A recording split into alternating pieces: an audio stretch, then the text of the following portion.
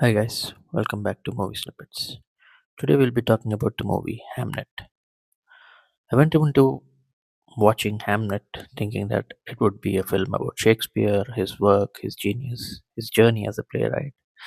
And very quickly I realized that that is not what the film is interested about. This is not Shakespeare's story. This is Agnes's. The film, adapted from Maggie O'Farrell's novel, shifts the lens away from the legacy and fame and places it firmly on the people who lived around a genius, the family that had to carry the weight of that brilliance, often in silence. Visually, the film is stunning. The use of light, shadow, and natural imagery is breathtaking. Chloe Zhao creates a world that feels pure, tactile, and deeply intimate. Nothing feels staged for drama. It feels observed, like lived in. Agnes is rooted in instinct, in nature, in feeling. She understands the world through plants, seasons, and intuition, something she inherits from her mother. William, on the other hand, understands the world through duty, ambition, and work, and that difference quietly defines everything that follows.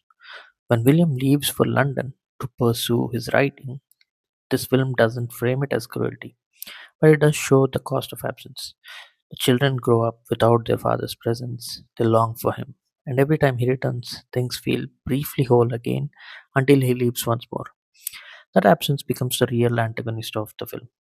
When their son dies, the grief is unbearable, especially for Agnes. William mourns too, but he retreats into work, into writing, into the only language he knows.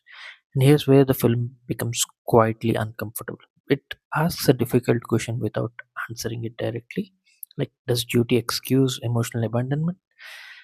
William provides, he builds a house, he ensures stability, but the filmmaker makes it clear that material security doesn't replace presence. And Agnes's grief deepens not just because of loss, but because she's just left to carry it all alone.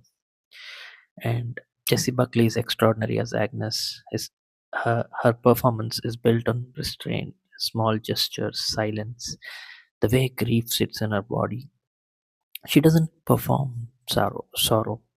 She inhabits it, like whether it's in the pregnancy or the loss or quiet endurance.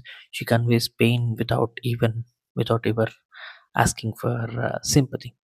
The film's most powerful moment comes during the staging of Hamlet. I haven't read the play deeply, but the film doesn't require that knowledge. What matters is the emotional translation happening in that moment. This isn't William paying tribute to his son. This is him finally speaking through art what he could never say aloud. The son has a voice, the father is absent, and grief becomes language. Agnes understands this, not as forgiveness, but not as reconciliation as well, but more as a recognition. She realizes that this is how William communicates, this is how he processes pain, and this is how he survives. That moment is deeply cathartic, not because it heals everything, but because it finally names the silence between them.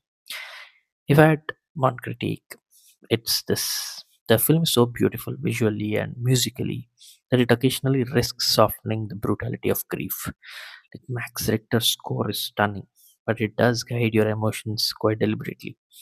Some viewers might want the film to sit longer in discomfort without aesthetic relief. Not sure, but it kind of felt that way.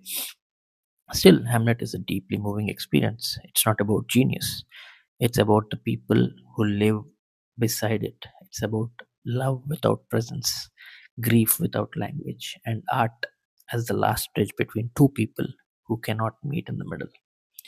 I expected this film to be distant, literary, and maybe even boring. Instead, it was very intimate, emotional, and quietly devastating. And it stayed with me, not as a story about Shakespeare, but as a story about what it costs to love someone whose way of being in the world is absence.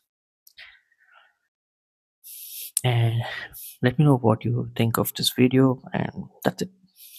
Ciao.